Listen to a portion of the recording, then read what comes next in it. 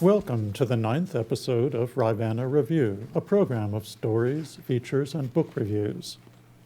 My name is Robert Boucheron. I will be your host for a half hour of reading excerpts aloud with illustrations and author photographs. The print magazine, Rivanna Review, is published 4 times a year in Charlottesville, Virginia, on the Rivanna River. I am the editor. The magazine is available in bookstores on the Main Street Mall in Charlottesville and elsewhere in Virginia.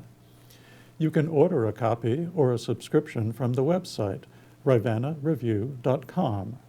Contributors to the magazine live all over the world, and they write about places far and wide. In this program, we will visit a chessboard in Ohio, downtown Winnipeg in the 1930s, an artist in Waynesboro, Virginia today, and her Watercolors of Venice, and a big fish in Buchanan County, Virginia in 1950. Book reviews are of titles you may not have heard about, from small presses and by authors who are not yet bestsellers. This show has reviews of a biography of the American architects H.H. Richardson and Frederick Law Olmsted, and story collections by Erica Plouffe-Lazur and Mei Lee Chai.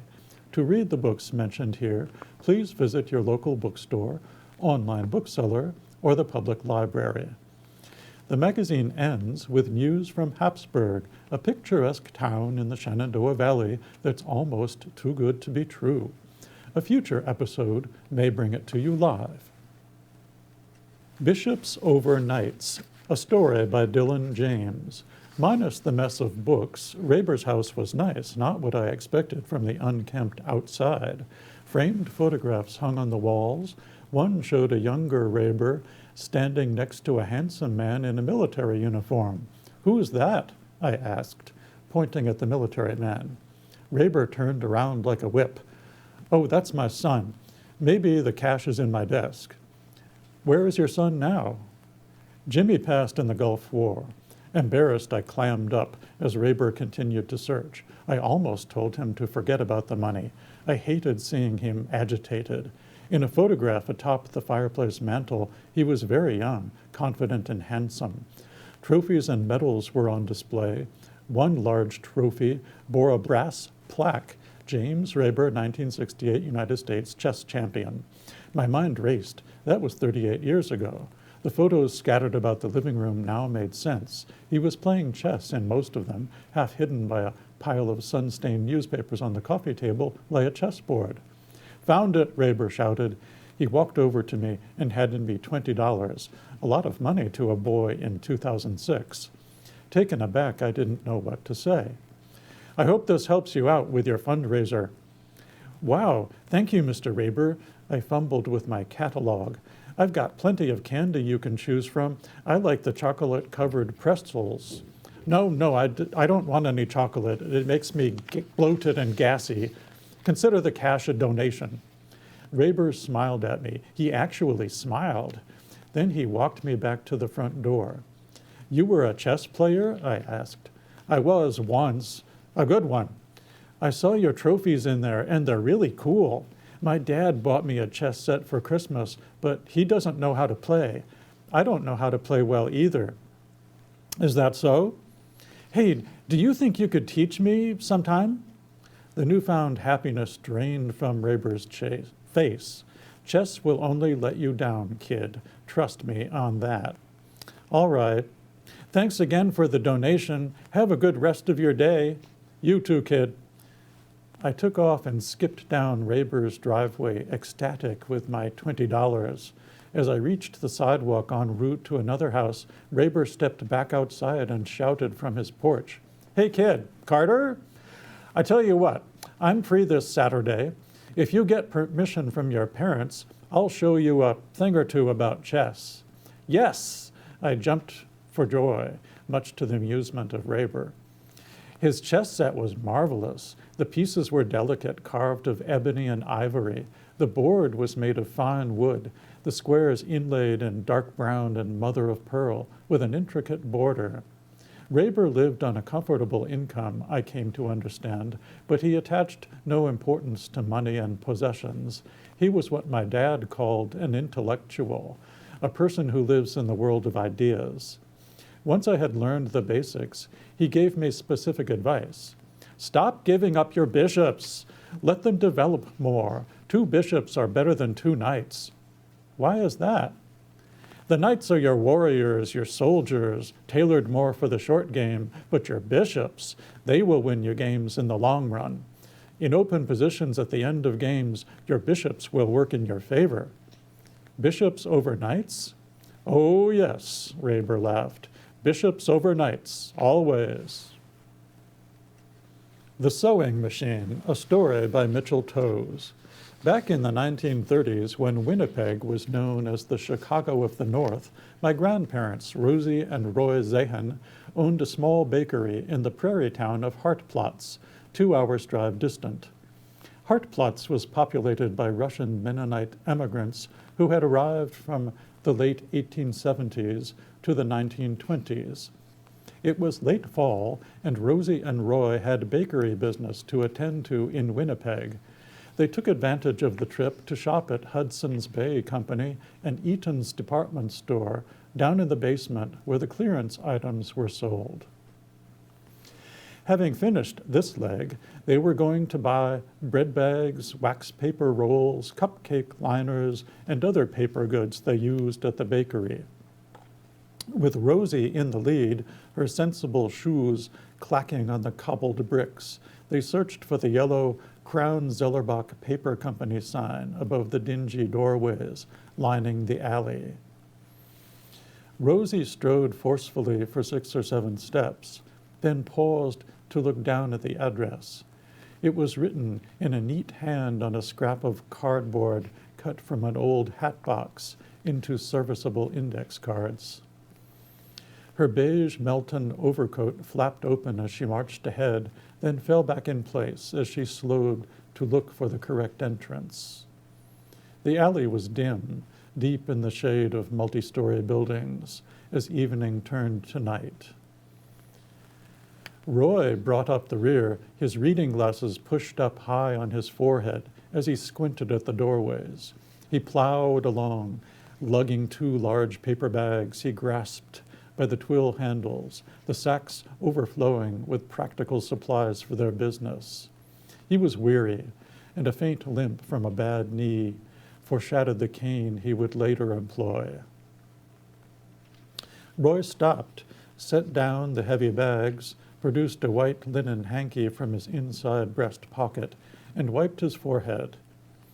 In so doing, he accidentally brushed off his glasses. They clattered as they fell onto the cobblestones. Rosie, hearing the noise, looked back. She saw him bend double to reach for the glasses with one hand, while steadying the bags with the other. As Roy retrieved his glasses and straightened up, a boy of perhaps 19 ran into the alley. The boy snatched one of the shopping bags, his thin hand snaking into the loops of the handles and jerking the bag away. "Hey!" Roy shouted as he scrambled to put his glasses on. At almost the same time, a bigger boy came up behind him. Without breaking stride, the accomplice reached down for the other bag, then put his shoulder solidly into Roy's back, knocking him down. The pale bottoms of Roy's leather shoe soles flashed briefly, and his breath came out violently when he hit the pavement. "Oof!" Rosie heard as she watched the hit and run. The first boy ran awkwardly, lugging the heavy bag with both hands. He turned down an adjoining alley that was only as wide as a horse cart. His footfalls slapped hollowly down the narrow trail. The second thief slung the shopping bag over his shoulder. It thumped against his back as he ran to catch up. Rosie ran to Roy. Instead of helping him up, she threw her large black purse in his lap and shouted, "I'll follow them, come quick!" She ran with surprising speed in pursuit. Karen Rosasco, Portrait of the Artist. Karen Rosasco is a painter in Waynesboro, Virginia. She is a juried member of the American Watercolor Society, based in New York City, Oak Room Artists based in Albany, New York, and other art organizations. Her work is shown at galleries in Denver, Colorado, Waynesboro, Charlottesville, and Richmond, Virginia, and several public collections.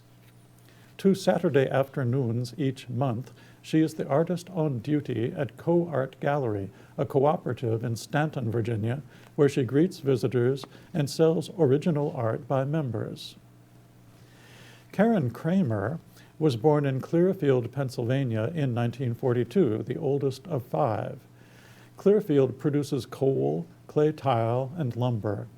Her father worked as a railroad brakeman for much of his career for the New York Central Railroad. His ancestry was German and Swiss. Her mother was of Welsh and Irish stock. The family moved to Corning, New York when Karen was 14, and she graduated from Corning High School in 1960.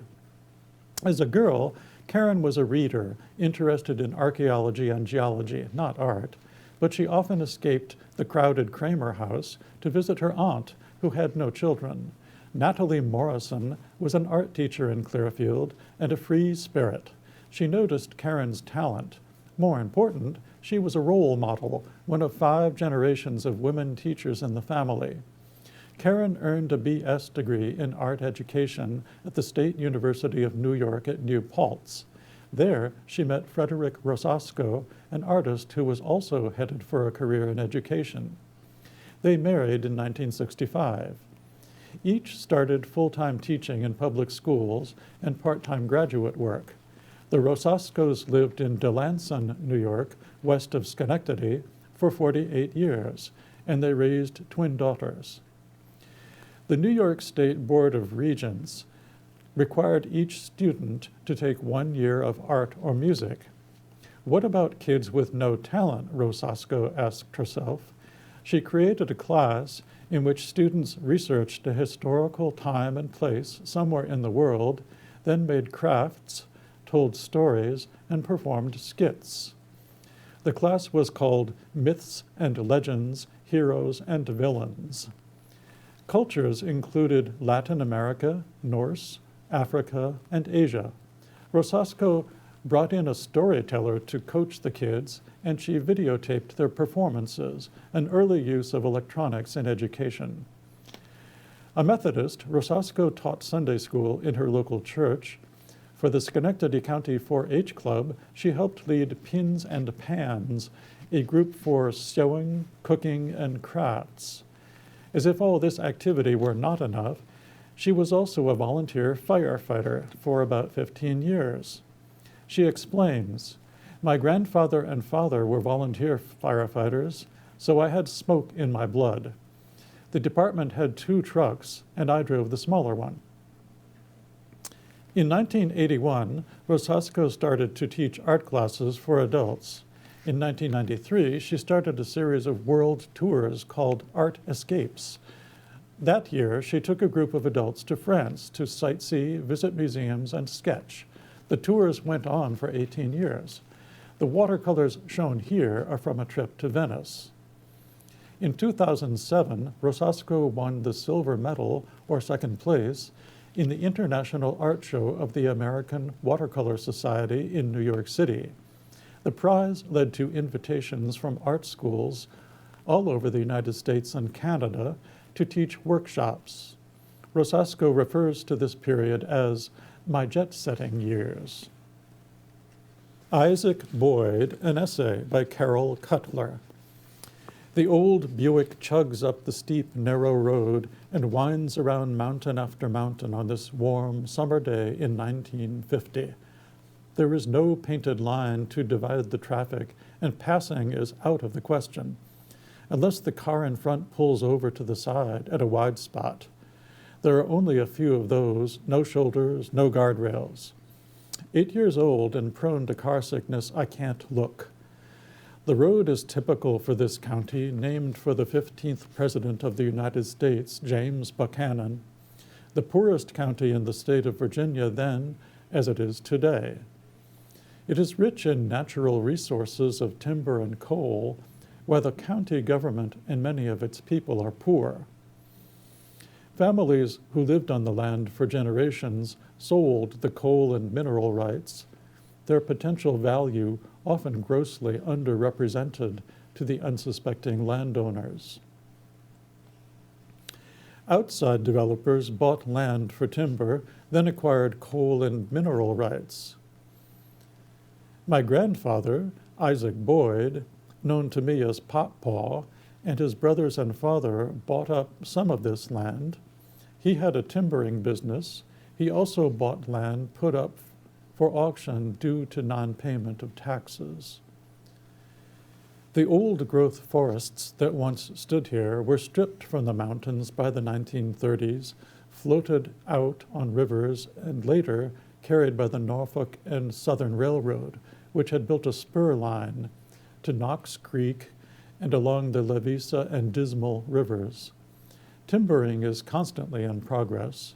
Buchanan County is still the most forested county in the state. I swallow fast to keep from throwing up. I hate to ask Paw to stop because I am carsick, nauseated by the swaying side to side as the car rounds the curves. At least the windows are down and there's a little breeze.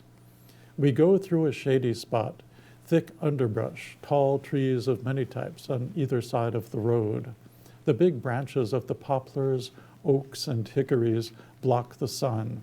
Cooling shade covers the car, and I breathe in the fresh, cool, moist air. My nausea subsides. The beech nut chewing gum my mother gave me for times like this helps too. We left my grandparents' house in Honaker, Virginia, an hour ago, just Paw and me, going to the Methodist Church picnic in Davenport. Never one to speed, as if we could, on these curving roads and steep drop-offs. Paw drives comfortably and happily, his fat stomach almost touching the lower part of the steering wheel. He has on a three-piece wool suit with starched white shirt, tie, and diamond tie pin, even though the August day will be hot. He'll take off the jacket later at the picnic and leave it on the car seat. The long-sleeved starched white shirt and tie will show a tank top undershirt. I can smell the potato salad Granny made. My stomach has stopped turning. The car windows are down, not just for the breeze, but also to let the cigar smoke out. Now look on either side of the road here, he says. Your great-granddad Elihu bought 100 acres here in the 1920s, just before the Depression.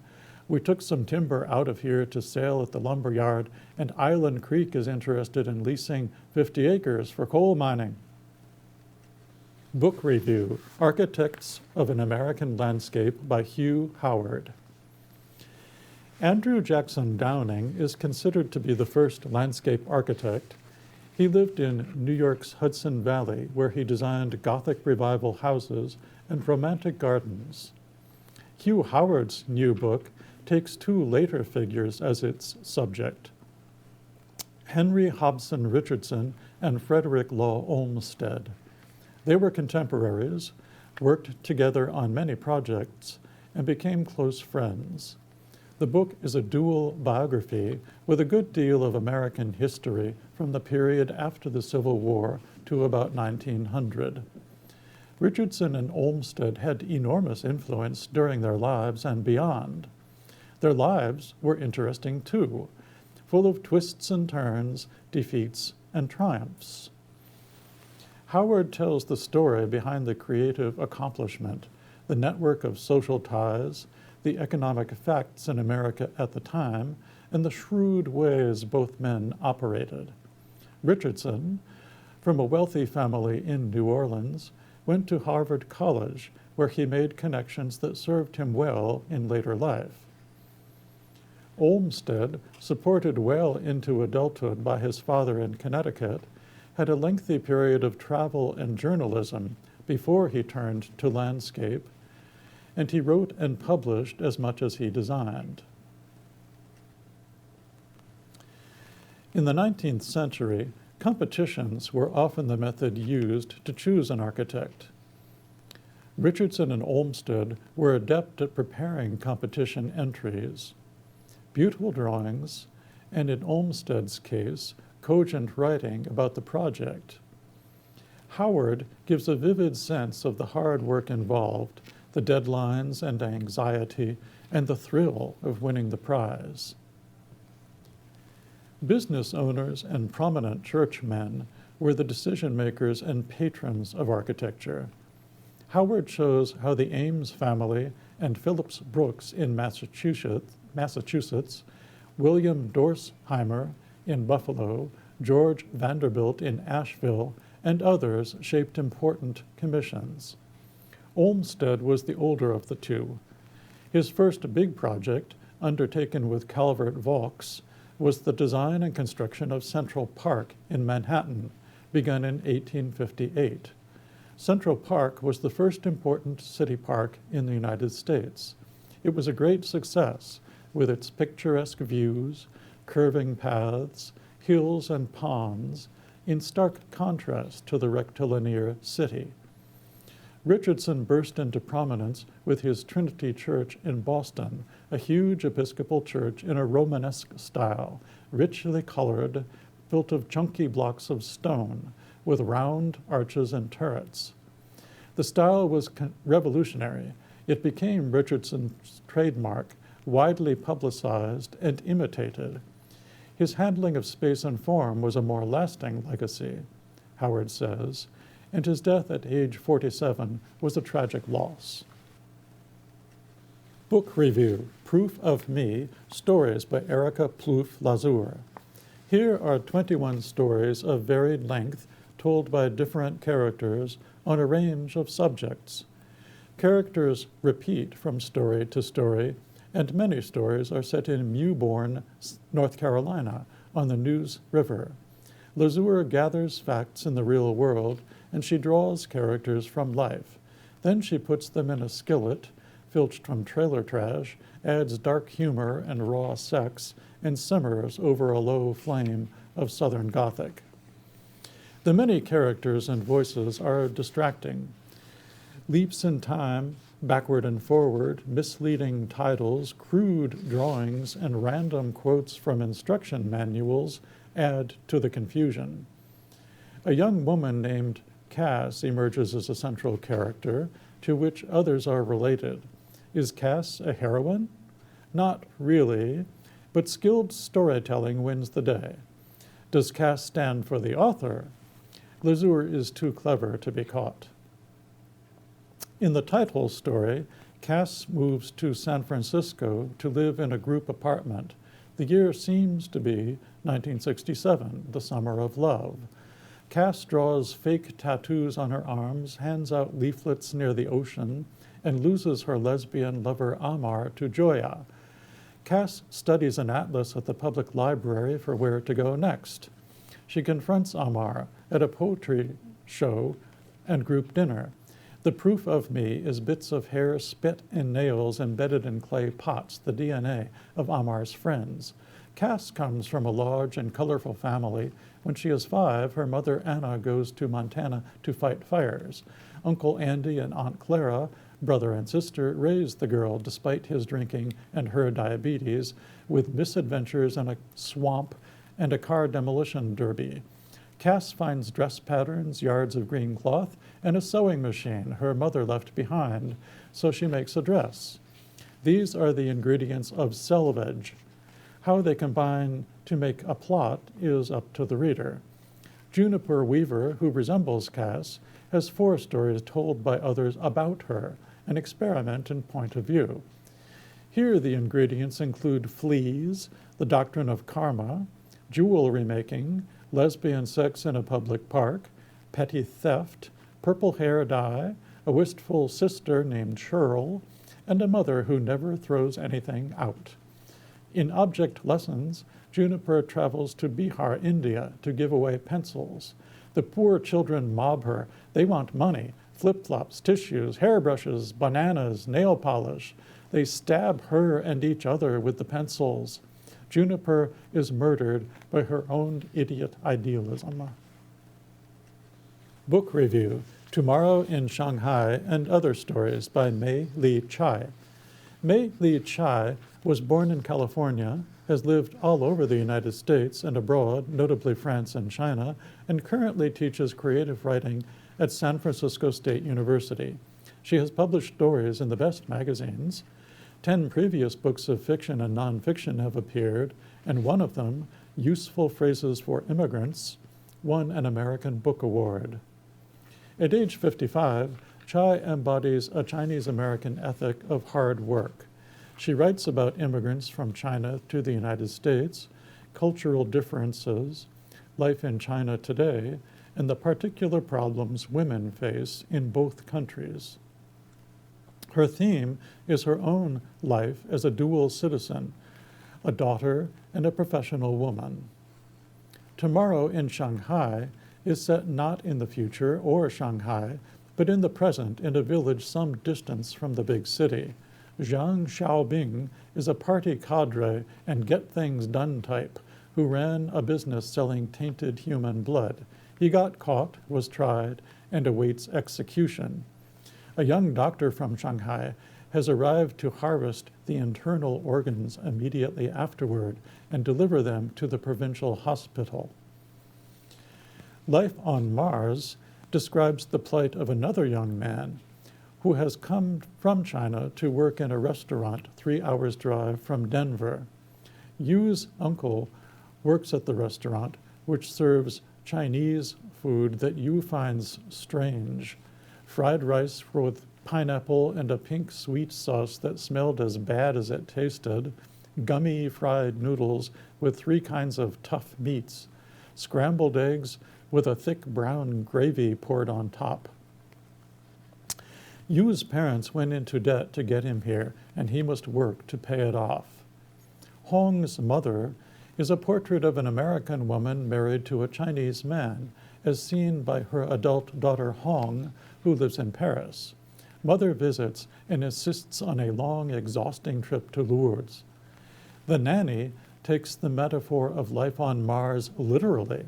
An Ping, a Chinese grandmother, arrives at a colony on Mars to work as a maid. She believes her employer is a beautiful young woman with a daughter. An Ping is to be the girl's nanny.